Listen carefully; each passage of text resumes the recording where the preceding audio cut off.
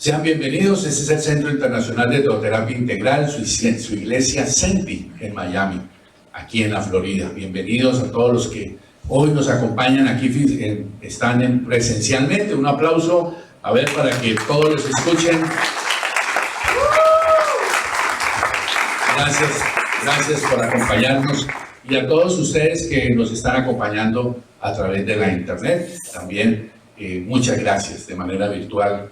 Un regalo muy especial, un privilegio, junto con mi esposa Ana Lucía. Estamos aquí muy agradecidos a Dios y todo el equipo ministerial de aquí en Miami. Estamos muy agradecidos por esta linda oportunidad que Dios nos da de poder estar aquí junto a ustedes con este tiempo maravilloso. Hoy vamos a hacer un pequeño paréntesis a lo que hemos venido trabajando acerca de las 4 dimensiones del amor de Dios. Ahí ustedes tienen en pantalla lo que hemos venido hablando acerca de lo que Pablo nos planteaba, de la necesidad de poder comprender y entender el amor de Dios. Su anchura, su largura, su altitud y su profundidad. Y hemos venido aplicando que esa anchura tiene que ver con su gracia, esa longitud tiene que ver con su misericordia, que la altura tiene que ver con el perdón de Dios, y su profundidad tiene que ver con su disciplina y su juicio. Y el amor de Dios está enmarcado durante esas 4 dimensiones.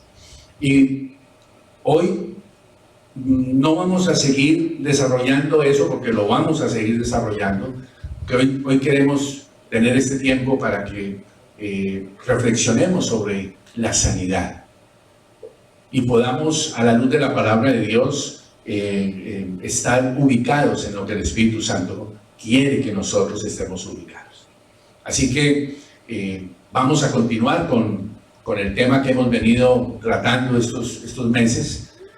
Pero esta semanita y hoy particularmente lo vamos a trabajar en esto.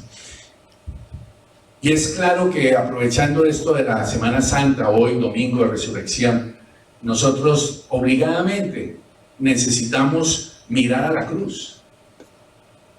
Y al mirar a la cruz vemos esto que quiero que vean en este gráfico,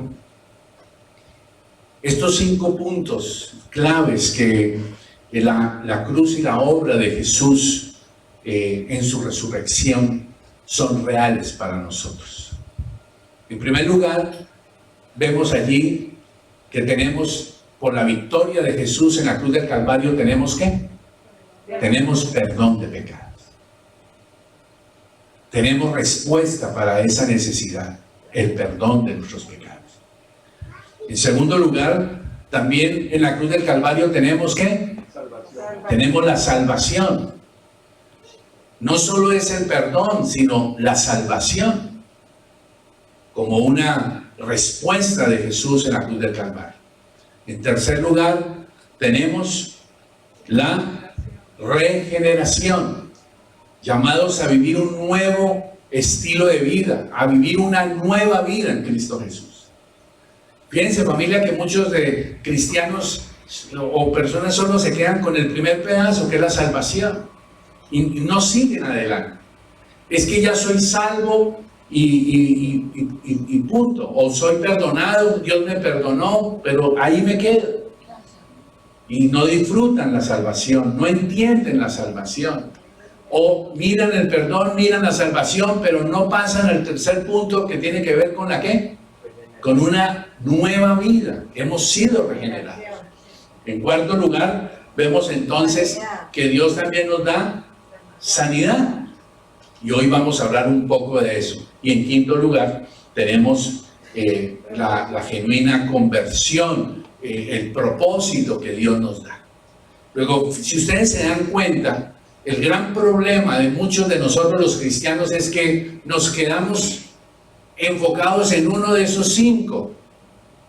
Y no caminamos en función de todo digámoslo así, el plan precioso del Señor para su vida y para mi vida. Es exactamente igual como sucede que hay cristianos que se quedaron con el Jesús niño. Usted ve cristianos que son fanáticos del niño Jesús de allí, del niño Jesús de allá, y se quedan con el niño Jesús. Son los cristianos de la Navidad. Están esperando, ven ese niño y se quedan, su Jesús es un niño que se quedó niño y no pasó a otras cosas. Pero también hay otros cristianos que son de Semana Santa, pero de Semana Santa hasta el miércoles. No quieren saber nada del jueves, de la pasión, no. Se quedan con el Jesús, el buen pastor. No, mi Jesús, tan bello Jesús, el Jesús tan tierno. También hay otros cristianos que solo se quedan en la cruz, andan crucificados y se quedan mirando al Cristo, y cuando piensan en Jesús, lo único que miran es un Cristo crucificado, agonizante y muerto. Hay otros cristianos que se quedaron con el Cristo en la tumba. El Cristo que murió, se murió Jesús. Hay que esperar al otro año para que resucite. Y mientras todo el resto del año, ¿cómo se vive? ¿Estamos? Y hay otros cristianos que solo piensan en la segunda venida de Jesús. Solo piensan en la segunda venida de Jesús y se olvidan de todo lo demás y solo están pensando en eso. Y resulta que cada una de esas etapas son importantes. Todas son importantes. Pero debemos tener bien claro qué es eso que la obra de Cristo Jesús ha hecho en la cruz del Calvario. Y estos 5 puntos resumen, palabras más, palabras menos, el propósito de Dios en su vida. Así que yo le quiero preguntar a usted, y usted debe responder genuinamente en su corazón, ¿cuánto realmente usted se siente perdonado? ¿Cuánto usted va a seguir luchando con sus culpas? ¿Cuánto realmente usted se ha perdonado a sí mismo? ¿Cuánto usted realmente así es capaz de perdonar a quien le hace daño? ¿Cuánto? Y eso surge de la respuesta de sentirse y saberse que soy ¿qué? Perdonado. Y eso va ligado al sentirme amado. En segundo lugar, usted debe tener bien claro que Dios le ha dado a usted salvación. Y que esa salvación ya es algo que no es negociable y que fue una decisión de Jesús, de Dios Padre y de Jesús por amor a usted y a mí. Y que la salvación no se pierde y que no está en juego. Muchos cristianos sufren y viven mal su vida cristiana porque están con la angustia de perder su salvación. Como también hay otros cristianos que están en el otro extremo. Piensan que Dios, como es bueno, los va a tener que salvar a usted y a mí porque sí, porque Dios finalmente es bueno. Entonces puedo vivir pecando, haciendo, deshaciendo. Al final Dios me va a perdonar. Dios es bueno. No me lo enseñaron a él en el centro. Y resulta que se están perdiendo. En tercer lugar está el desafío de vivir una vida regenerada, una vida transformada, la vida de Jesús viviendo a través de su vida y de mi vida. Es algo maravilloso. Piense lo que usted y yo nos perdemos si solo tenemos los 2 primeros o los 3 primeros. En cuarto lugar tenemos la sanidad. Otro tema de cristianos que decimos ser cristianos y vivimos enfermos. Vamos de achaque en achaque. Y lo de la sanidad no es solo la física. Yo pensaba, si hubiéramos hecho el anuncio de que hoy domingo nos íbamos a reunir para orar por liberación espiritual, para sanidad y liberación de demonios, ¿cuántos hubieran venido? Pregunto. De pronto usted dijo, yo, demonio, no. Debe ser, algunos mirarán a la esposa, mirarán a otros, mirarán al pastor, mirarán a otra gente, dirán, Y hasta muchos dirían, no, qué vergüenza, llegar a la reunión de liberación de demonios, ¿yo a qué voy a ir a eso? ¡Qué vergüenza! ¿Estamos? Si hiciéramos un seminario donde le dijéramos, venga, yo le enseño a hacer plata, ahí sí ya seguramente no habría el problema del miedo, el protocolo, el COVID-19, ¿no? Ya seguramente eso cambiará muchas cosas. Y es posible que usted haya venido hoy sesgado por la palabra sanidad, pensando en lo físico, que es válido. Yo mismo hoy estoy pasando por un tema de salud de mi oído derecho, de sordera en mi oído. Llevo luchando con esto más de 4 años. Y yo esta mañana le decía al Señor, Señor, aquí estoy, esperando en tu gracia y esperando en tu misericordia. Sanidad. ¿Cuánto realmente usted vive una sanidad en su vida espiritual, sanidad en lo emocional, sanidad en lo físico? Y en quinto lugar, estamos hablando de propósito. ¿Para qué todo esto? Así que vamos a meternos en la palabra de Dios, vamos a pedirle al Señor que nos ayude de manera muy especial. Jesús venció en la cruz, allí hubo victoria. Y es importante que usted apunte, por favor, 4 cosas sobre las que Jesús tomó victoria. Y quiero que sepa que tomó en pasado, no es tomará victoria, ya tomó. En Cristo Jesús hay victoria continua y ya está consumado. En una de las clamores de Jesús, cuando Él dijo consumado es, allí estaba Él sellando su obra completa. Y esa victoria fue en primer lugar sobre el pecado. En segundo lugar, victoria sobre la consecuencia del pecado. En tercer lugar, victoria sobre la muerte espiritual. Y en cuarto lugar, victoria sobre la enfermedad física, emocional y espiritual. La repito, la primera, ¿cuál es? Victoria sobre el pecado. Es decir, que ya usted y yo no tenemos por qué pecar. Podemos pecar, pero no tenemos que pecar.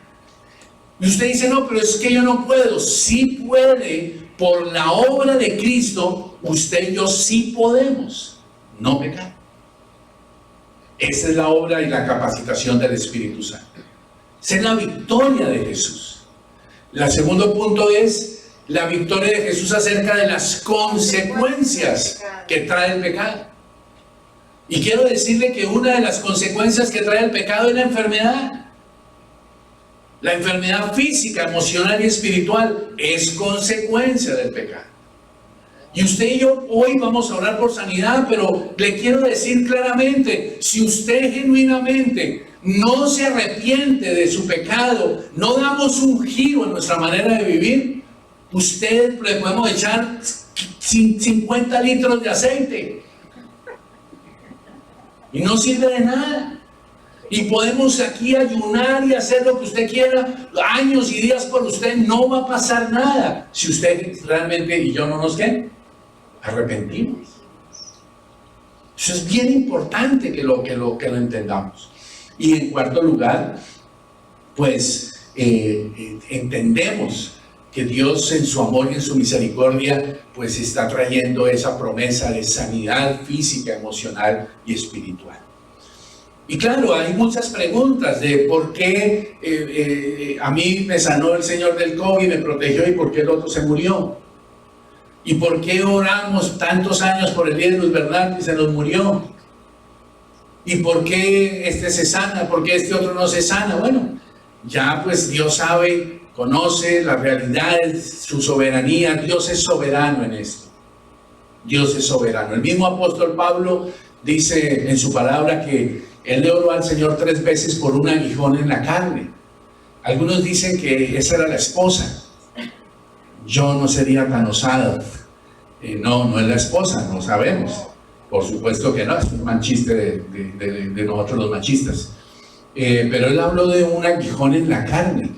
Y pues cuando habla de aguijón en la carne, pues hace referencia a una situación en su salud física. Y él le clamó a Dios 3 veces. ¿Y cuál fue la respuesta del Señor? Bástate en mi gracia. No sabemos si el Señor lo sanó después o no lo sanó después. Si no sabemos.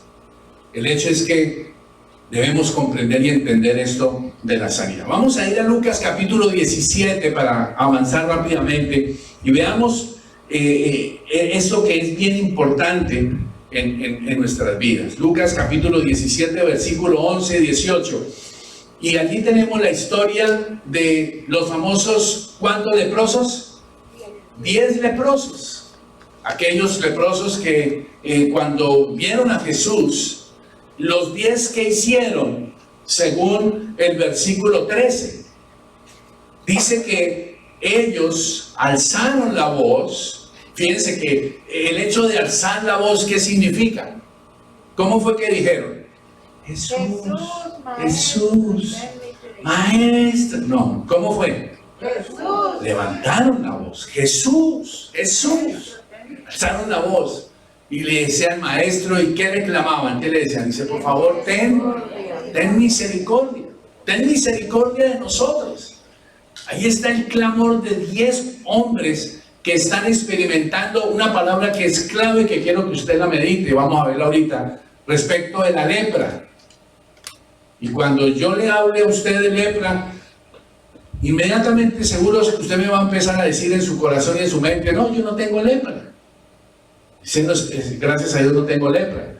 Y yo quiero decirle que sí, es la lepra espiritual. Y hay lepra emocional, ahorita hablamos de alguna de ellas. Gracias a Dios no tenemos lepra física, pero la otra, la emocional y la espiritual, también son muy graves y muy complicadas. Estos 5 hombres vienen clamando y en ese clamor, ¿qué parecería uno poder decir? ¿Cuál era la realidad de estos hombres en su corazón? ¿Qué había en ellos? ¿Había una decisión genuina en su corazón? Pareciera que sí. Y esto representan los cristianos que venimos a la iglesia y cantamos y de pronto decimos, Señor, ten misericordia. Y sobre todo cuando la cosa se pone difícil, ahí sí clamamos, Señor, ten misericordia. Pero cuando las cosas no está todo bien y tal, entonces ya se nos olvida el Señor, ten misericordia. Y vamos a ver qué pasó con estos allí. ¿Qué dice el versículo 14? Ellos gritan, le plantean al Señor su necesidad y Él les dijo, Él los vio y les dijo, vayan y muéstrense a los sacerdotes. De eso después hablaremos, de qué significa eso. No hoy, pero después lo hablaremos. Y dice que mientras ellos iban a mostrarse a los sacerdotes, ¿qué pasó? Fueron limpiados. Fueron limpiados. Yo le pregunto, ¿quién oró por ellos? ¿Quién los ungió con aceite? ¿Ah? Absolutamente nadie. Fueron limpiados, para que usted se dé cuenta que de dónde viene la sanidad. La sanidad viene de la soberanía de Dios. ¿Cuántos fueron sanados? 10. ¿Cuántos fueron sanados? ¿10 o 1? 10 fueron sanados. Ahora, ¿sabía el Señor lo que genuinamente había en el corazón de cada uno? Sí. Y Él anticipadamente sabía la hipocresía de 9 o la inmadurez de 9, la falta de humildad y sinceridad y genuino arrepentimiento de 9. La proporción, ¿cuánto es? ¿Cuánto es el porcentaje de proporción? 90%, familia. Y ahí es donde tenemos que revisar nuestro corazón. Versículo 14. Fueron limpiados. Yo quiero que usted entienda que la sanidad y la acción del Espíritu Santo en su espíritu, en su alma y en su cuerpo es soberanía de Dios. No es que Dios está obligado con usted y conmigo. Usted y yo no podemos decir, Señor, es que por la muerte y por la sangre de Jesús yo tengo que ser sano. No, Señor. Es, Señor, por la gracia y misericordia, por esa obra tuya en la cruz. Yo creo mi sanidad, pero es tu soberanía. ¿Estamos, familia? ¿Ya estamos ahí o no? Versículo 15. Y entonces Jesús, viendo que había sido sanado, Jesús no, sino uno de ellos, al darse cuenta de su sanidad, ¿qué? Fíjense que fue una sanidad ¿en qué área? En la física. No fue una sanidad inicialmente en otras áreas, pero él dice que volvió.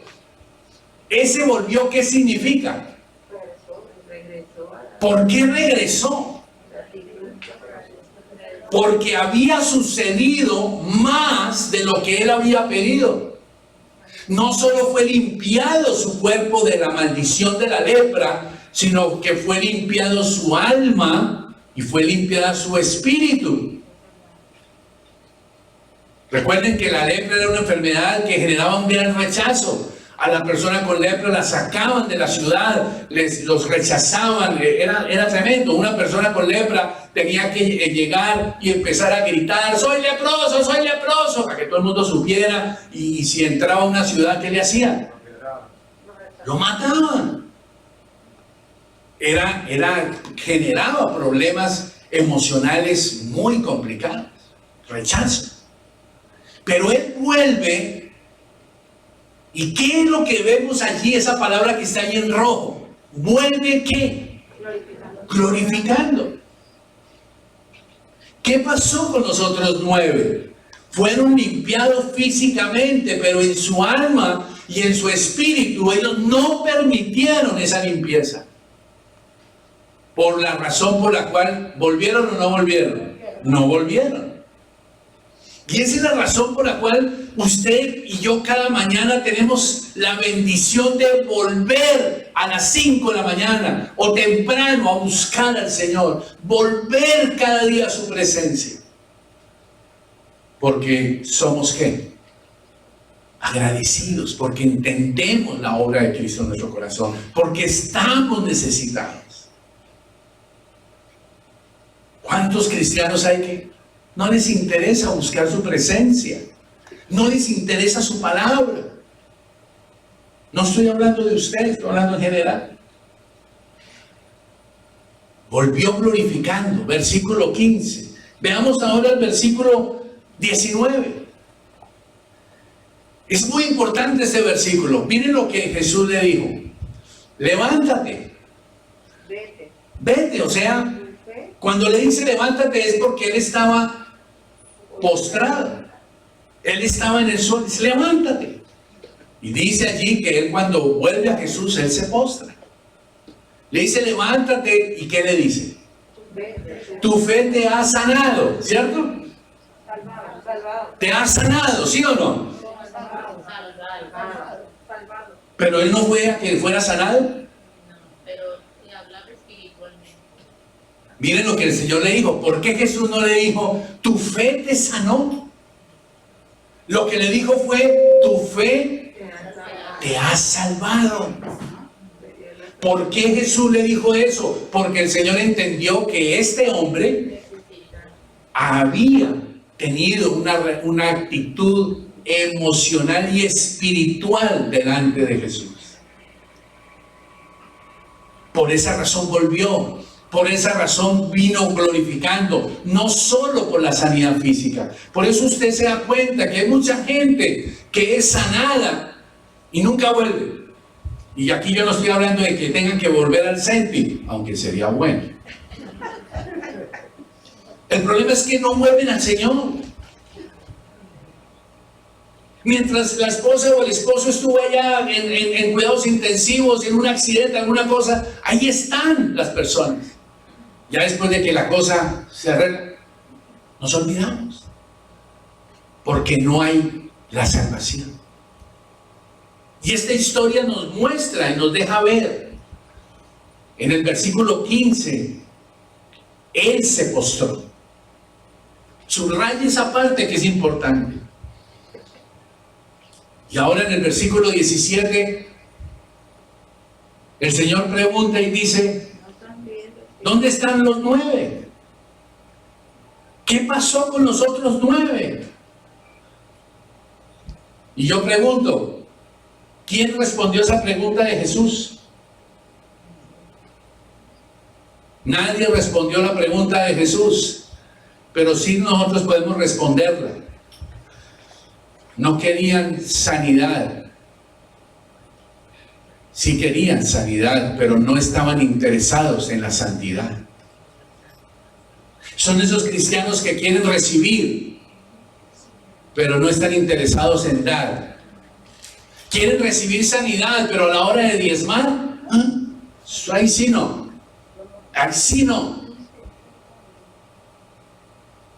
Cuando usted son los cristianos que quieren recibir perdón, que me perdonen, pero a la hora de perdonar, siempre está la condición. Ellos realmente querían sanidad física, pero no les interesaba la santidad. Ellos realmente querían una bendición, pero no querían compromiso. ¿De quién está hablando? ¿Será que está hablando de nosotros? Que solo queremos bendición, pero compromiso, ahí huimos. Pagar el precio por ser cristianos. Cuando un joven es capaz de enfrentar a sus amigos y jugarse su vida y jugarse sus amistades por Jesucristo, ese es un verdadero cristiano. Un adulto lo mismo. No es ser cristianos el fin de semana, las 2 horitas que estamos aquí en la iglesia. Como yo siempre digo, aquí en la 25 nos ponemos la otra máscara para que no vean lo que realmente somos, y ponemos la máscara. Dios te bendiga, así somos. Pero después de que termina la reunión, volvemos a casa y seguimos con lo mismo. La misma incredulidad, la misma indiferencia, toda la semana. No buscamos a Dios, no nos levantamos temprano, no leemos la Biblia, no ejercemos el perdón, no intercedemos por otros, no ayunamos. ¿Qué demuestra eso? Que Dios nos ayude a entender esto. ¿Cuál es el problema de la lepra? Apunten las 4 lepras, por favor. Es el problema de la lepra de la incredulidad. Es el problema de la lepra de la ingratitud. Es el problema de la lepra del la falta de genuino arrepentimiento. Es la lepra de aquellos cristianos que solo viven para sí mismos. Los cristianos que solo caminamos cuando Dios nos da alguna cosa. Tristemente somos como los animales que son amaestrados. Entonces siempre hay que estar dándoles ¿qué? Una recompensa para que el delfín pegue el salto. Al perrito hay que darle una recompensa para que él haga lo que queremos que él haga. Y el Señor no funciona así. Y Él, como es bueno y amoroso, pues nos da, pero Él no nos da recompensas, Él nos ama. Lo que pasa es que usted y yo vemos eso, las bendiciones como eso, pero no nos interesa sino eso. Vamos a Hebreos capítulo 13, versículo 8, para que nos vayamos preparando. La palabra de Dios dice que Jesucristo es ¿qué? Es el mismo ayer, es el mismo hoy y es el mismo siempre. Hay algunas personas que plantean en términos de sanidad que ya hoy los milagros que sucedieron en la época de Jesús y después en el tiempo de la primera iglesia o de la iglesia primitiva, que eso ya no es para este tiempo. Pero la palabra de Dios, ¿qué dice? La palabra de Dios dice que Jesucristo, el mismo de ayer, ¿cuándo? Allá en Génesis capítulo 1, cuando dice la palabra de Dios, hagamos al hombre. ¿Se acuerdan que dice? Ese hagamos es un plural, y ahí ¿quiénes son los que componen ese plural? El Padre, el Hijo y el Espíritu Santo. Jesús no nació con María Virgen. Jesús se hizo hombre, que es diferente, pero Jesús es Dios, siempre ha existido. Jesús nunca tuvo principio ni tiene fin, porque es Dios. ¿Lo tiene claro? Por eso allá en Génesis, cuando dice la Biblia, hagamos al hombre a nuestra imagen y semejanza, está hablando del Padre, del Hijo y el Espíritu Santo. Los tres están diciendo, hagamos. Es el mismo hoy. Es decir, que ese Jesús del Génesis, que ese Jesús de hace 2000 años, antes de morir, ese Jesús después de morir, ese Jesús después de la venida del Espíritu Santo, ese Jesús que ha venido hasta ahora, ¿qué dice la Biblia? Es el mismo. ¿Qué es el mismo? ¿Qué significa eso? Que no cambia. ¿Y qué fue lo que Jesús, a qué vino Jesús? Vamos a ver a qué vino Jesús. Ahorita lo responde la palabra de Dios.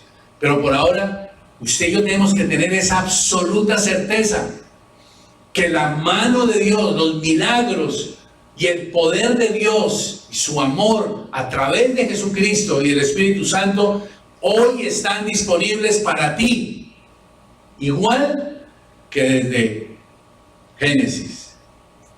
¿Estamos, familia? Ahora veamos qué dice la palabra en Primera de Pedro, capítulo 1, versículo 25. Por un lado sabemos que Jesús es el mismo ayer, hoy y siempre. Y ese es el Jesús de hoy para usted y para mí. Y no importa que hasta aquí usted y yo hayamos vivido una vida mediocre, gloria a Dios, pero quizás sea el tiempo de sanarnos ya. Es la oportunidad que usted y yo tenemos para darle un giro a nuestra vida, como este hombre leproso le dio un giro a su vida. No se quedó solo con el tema de su lepra física, dio un giro a su vida emocional, dio un giro a su vida espiritual. Todo esto de la pandemia, ¿qué es lo que está provocando? Está provocando que los cristianos comencemos a definirnos en las cosas de Dios. Y con el respeto a los que están en internet, no estoy hablando de ustedes porque estén en internet. Porque el hecho no es valoro con mi esposa que usted venga y nos acompañe y valoramos que estén en el internet.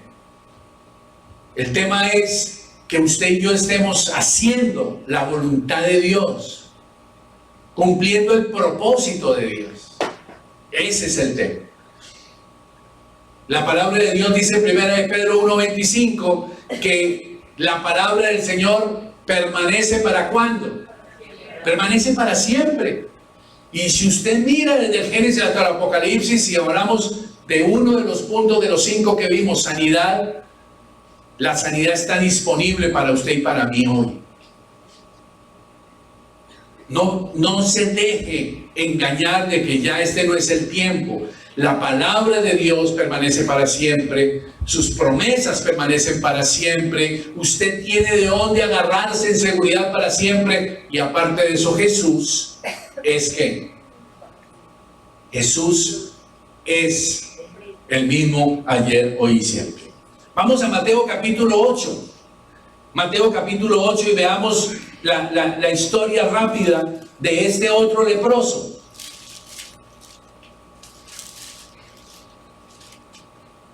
Mateo capítulo 8, versículo 1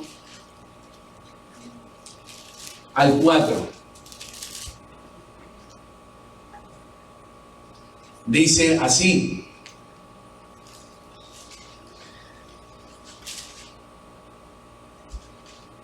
¿ya lo tienen? Versículo 2: y aquí vino un leproso y se postró ante él diciendo: Señor, si quieres, puedes limpiarme. Yo quiero animarle a que vayamos despacio con esto. Él dijo 3 cosas. ¿Cuáles fueron las 3 cosas que dijo este hombre? ¿Qué fue lo primero que dijo? Señor. Señor. Ojo, Señor. Mucha gente habla fácil cuando es de hablar de Dios. Pero una cosa es hablar de Dios y otra cosa es que Dios sea el Señor de mi vida. Una cosa es que yo diga: yo creo que hay un Dios poderoso. Pero muy diferente es que yo diga: ese Dios es mi Señor. Yo me rindo a su señorío. Y ahí es donde empieza a haber la diferencia entre cristianos. Si usted y yo salimos a la calle a preguntarle a la gente: ¿usted cree en Dios? ¿Usted cree en Dios? ¿Qué van a decirle a todas las personas? En el 90%, 95%, todo el mundo va a decirle a usted. ¿Qué le va a decir? Sí, cree en Dios. Pero ¿cuántos de ese 90% realmente ven a Dios como su Señor? Y después auméntele la otra palabra: Salvador. Ahí la cosa se pone cruel. Porque ya cuando usted menciona la palabra Jesús, ahí empiezan los problemas. Usted se reúne con personas de varias religiones. Cuando hablo de religiones, estoy hablando de religiones no cristianas. Y si usted se reúne con ellos y usted menciona la palabra Dios y ellos mencionan la palabra Dios, ¿qué sucede en la conversación? Todo va bien. Seguimos tomando cafecito juntos, todo muy bien. Sí, Dios. Para el uno Dios es Buda, para otro Dios es el otro es allá. Pero cuando usted dice: no, pero es que Jesucristo, un momentito. Ya no, ahí sí ya la cosa es diferente. Y si ya usted dice: y Jesús es mi Señor, ahí sí se puso peor. Y si usted dice: Salvador, no, ¿cómo así? Entonces, ¿es solo a través de Jesucristo que se puede ser salvo? Y ahí se armó. Ya no hay necesidad de llegar a hablar de Espíritu Santo. No, ya el Espíritu Santo ya se dañó la reunión. ¿Estamos? Pero este hombre leproso, ¿cómo lo llamó? Los otros 10, ¿cómo lo llamaron? ¿Quién se acuerda? Maestro. Y es una cosa muy diferente cuando uno llama a alguien maestro, y otra muy distinta cuando yo llamo a alguien decirle Señor. Cuando está la palabra Señor, es que yo me estoy rindiendo a un señorío delante de esa persona. Por eso, cuando yo digo que Dios es mi Señor, Jesús es mi Señor, por eso me levanto temprano a buscar su palabra, porque lo necesito.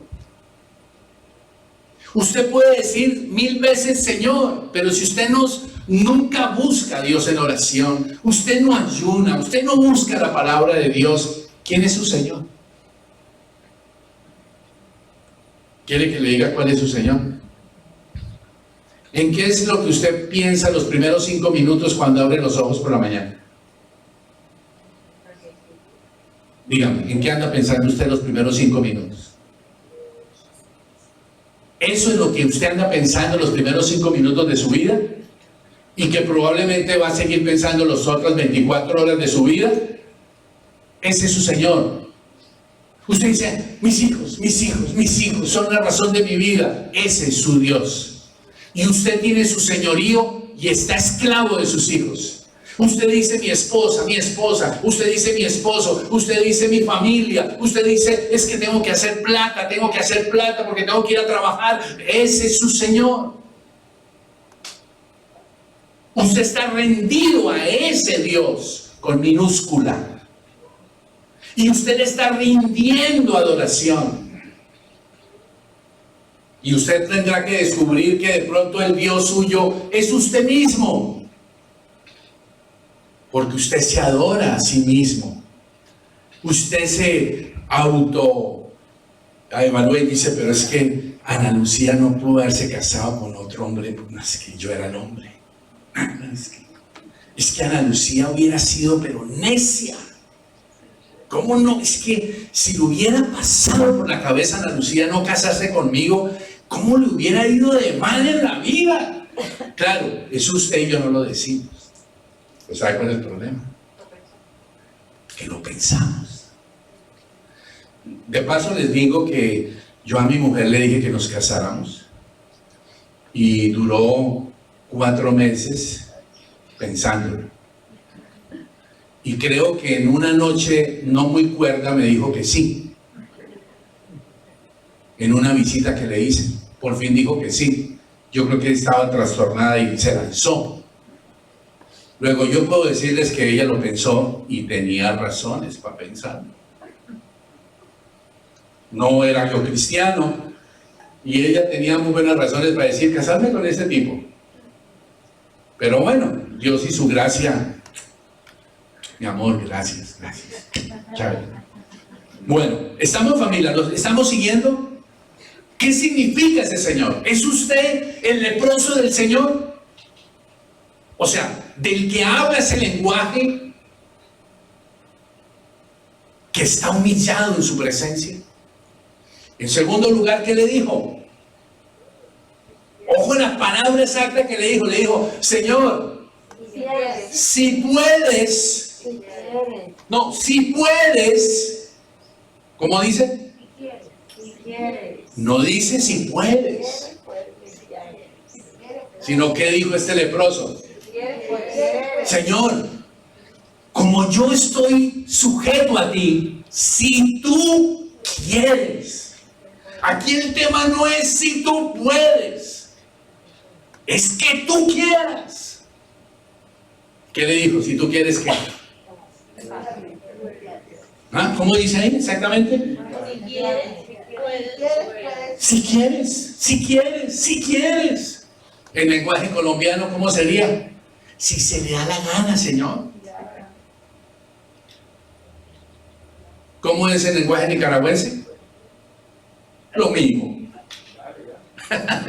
¿Estamos? Si quieres. Y le dice, si quieres, ¿qué? No dice, ¿puedo ser limpio? No. Le está ahí reconociendo y diciendo, si tú quieres, yo puedo ser limpio. Miren la diferencia. Yo quiero que usted mire su vida en relación a esto. Porque no quiero, familia, que usted ahora en el tiempo de oración, usted ponga su fe en lo que no tiene que poner su fe. Es necesario que usted entienda lo que la palabra de Dios dice, cuáles son los requisitos para recibir sanidad. Si no hay arrepentimiento, no hay sanidad. Dios soberanamente puede sanar tu vida y mi vida, aún sin arrepentimiento. Es otra historia. Pero la palabra de Dios nos anima al genuino arrepentimiento. Y lo vamos a seguir viendo. Versículo 3. Miren las 3 cosas que hizo Jesús. O 4 cosas que hizo Jesús. ¿Qué fue lo primero que hizo? Extendió su mano. Y yo quiero decirles que en la sanidad el toque es fundamental. Pero yo quiero seguir respetando el tema del protocolo. Por eso yo le voy a dar a usted, a cada uno que quiera, usted va a recibir un algodón con aceite. Sin embargo, a los que quieran, vamos a orar ahora para imponerles manos y que caigan bajo el poder de Dios, si usted está dispuesto a creer que Él es mi Señor, que Él es su Señor, y deje que Dios haga en la unción lo que Él decida. Les tiende la mano. Después, ¿qué hizo? Le tocó. Fíjense lo importante. ¿Se dan cuenta la estrategia de Satanás detrás del COVID-19? No nos toquemos. No nos toquemos. En tercer lugar, le dijo. ¿Qué le dijo? Quiero. Claro que quiero. ¿Qué es lo que Jesús a usted y a mí nos está diciendo ya resucitado? ¿Qué es lo que nos está diciendo esta noche? Quiero que tú entiendas los 5 puntos que vimos al principio. Quiero que lo vivas. Para eso fue la victoria sobre la muerte. Para eso entregué mi vida. No me entregué mi vida para que solamente tú estés con el perdón y se acabó. O solamente con la salvación y se quedó, no más, no. Todo lo que Dios tiene para tu vida y para mi vida está completa en el Señor. Y después, ¿qué vino? Que claro, el otro versículo es el que nunca leemos, ¿sí o no? Nosotros leemos el 2. He aquí que vino el leproso, se postró ante él diciendo: Señor, si quieres, puedes limpiarme. Y la respuesta de Jesús: extendió la mano y le tocó, y diciendo: quiero, sé limpio. ¿Y qué pasó al instante? La lepra desapareció. Y ese es el otro problema, que cuando no es al instante, llevo 4 años con mi problema en el oído, con mi sordera. No ha sido al instante. En este caso fue al instante. Pero miren lo que pasa en el versículo 4. Jesús no paró ahí. Lo que pasa es que normalmente leemos hasta el versículo 3. ¿Por qué? Porque eso es lo que usted y yo queremos. Señor, sáname al instante, dame la respuesta ahora. Tengo problemas de papeles, tengo problemas de salud, tengo problemas de plata. Solucionamelo ya, al instante. Y por eso muchos cristianos no perseveran. Pero miren el 4. Entonces Jesús le dijo: mira, no lo digas a nadie, sino ponte en movimiento. Miren el desafío que hace Jesús. Ponte en movimiento. ¿Y qué más dice? Vaya y muestre, dé testimonio. ¿Por qué vaya y muestre a los sacerdotes? Para que los sacerdotes que se conocían la Biblia creyeran. Y quizás usted y yo somos uno de esos que conocemos la Biblia, llevamos 25 años en el CENTI, conocemos la Biblia, pero no creemos. Ahí está el problema. Dice: presenta. ¿La qué? O sea, ¿los qué? Los diezmos, ¿no? No, Manuel. No, un momentico. Resulta que el tipo tuvo que pagar la sanidad. Claro, con el diezmo pago la deuda. Usted lo que me está es cobrando diezmos. No, hijitos. Lo que el Señor le está diciendo es: comprométete. Invierte tu tiempo en las cosas de Dios. Invierte tu talento. Invierte tu dinero en la obra de Dios. Comprométete.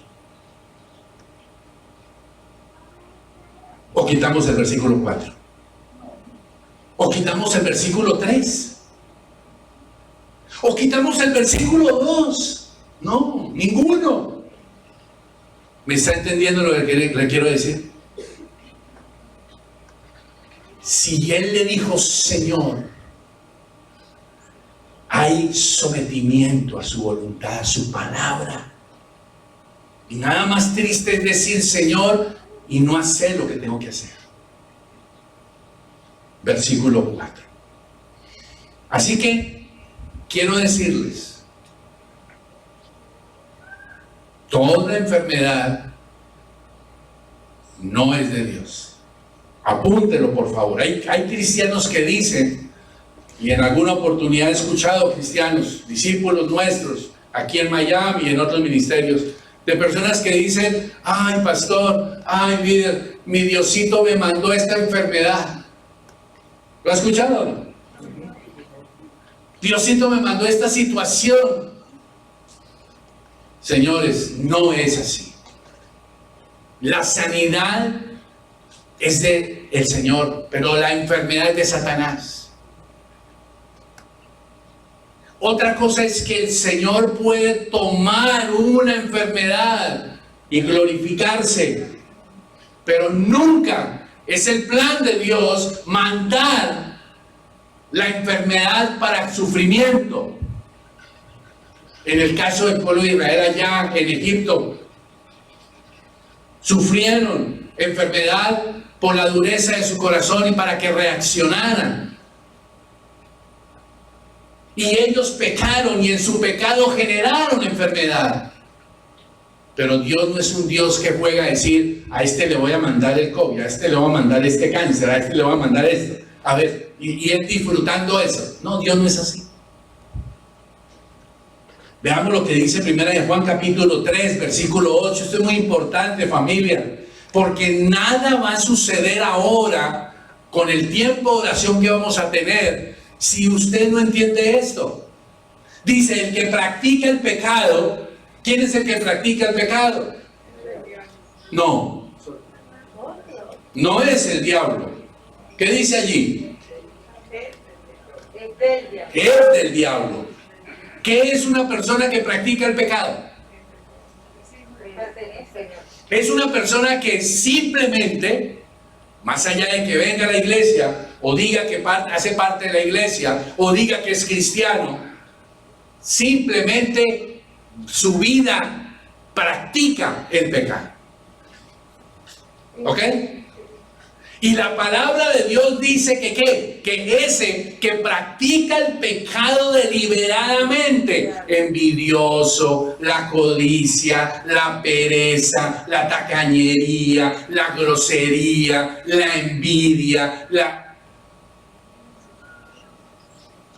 nada de lo que ahorita dije tiene que ver con usted y conmigo, ¿o sí?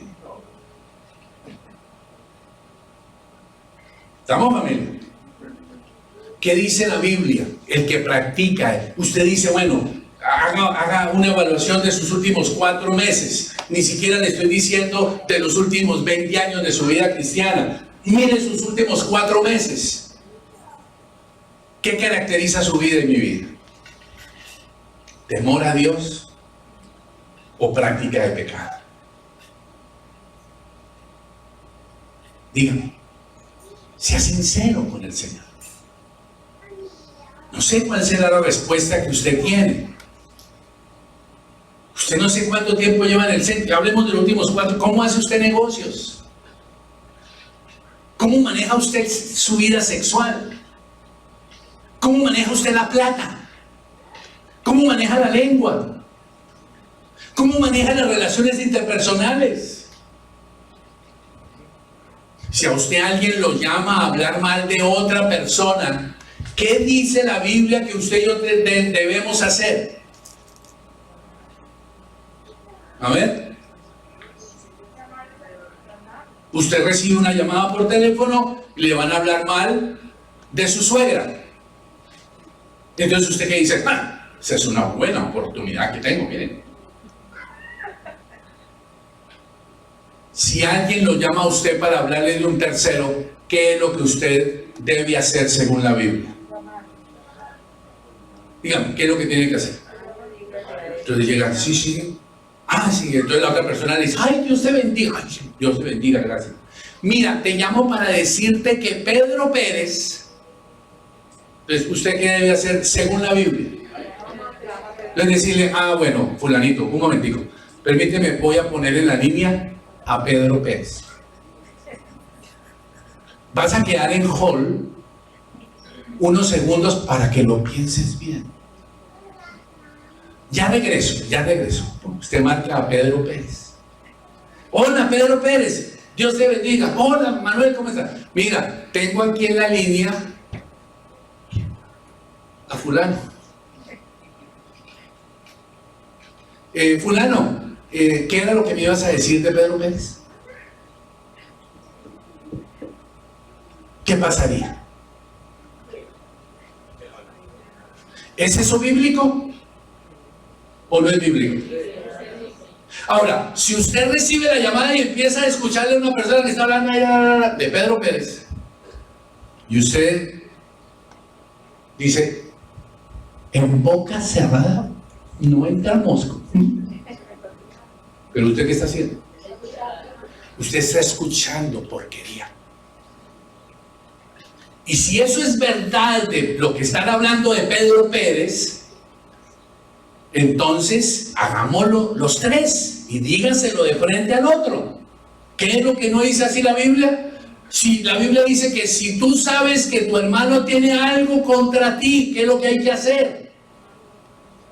No es que yo tengo algo contra Adrianita, no. Si yo sé que Adrianita tiene algo contra mí, ¿qué es lo que dice la Biblia que tengo que hacer?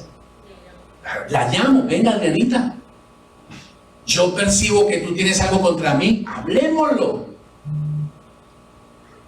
Y de pronto yo tengo mi conciencia tranquila, no hice nada de Adrianita, pero a lo mejor ella se amargó por algo.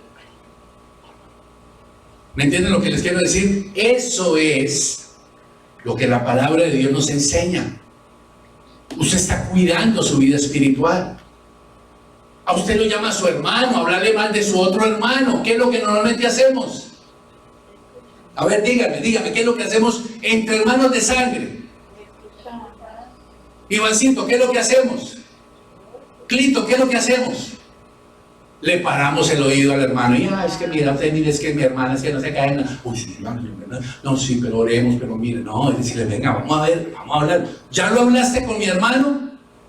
No, pero es que tú sabes que a él no se le puede decir. ¿Y por qué sí me lo puedes decir a mí? Ven, vamos a hacer lo que dice la Biblia. Vamos a hablar con los tres, vamos a poner esto. Es importante que mi hermano te escuche, que escuche tu carga, que escuche tu... Vamos a orar, vamos a hablar. Esa es la función que usted y yo como hijos de Dios estamos llamados a hacer. El que practica el pecado es ¿de quién, familia?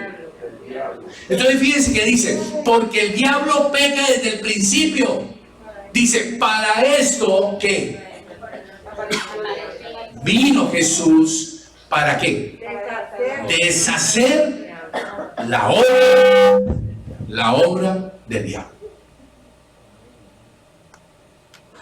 ¿De quién es la obra de la enfermedad? Del diablo. Pero la pregunta es, ¿cómo usted puede ser sano en su espíritu, sano en su alma o sano en su cuerpo si usted y yo no nos hemos arrepentido? Si seguimos pecando, no puede haber sanidad.